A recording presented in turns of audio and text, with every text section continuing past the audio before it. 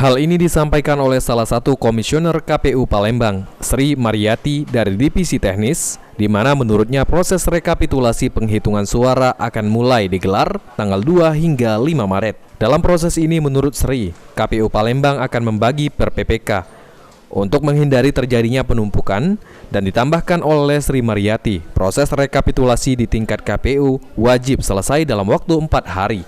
Karena selanjutnya KPU Palembang akan menyerahkan ke KPU Sumatera Selatan. 4 hari ya, 2, 3, 4, 5. Oh iya, 4 hari ya? 4 hari.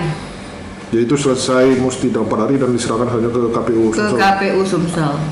Karena rekap di KPU Sumsel itu dari tanggal 6 sampai dengan tanggal 10 kalau tidak salah.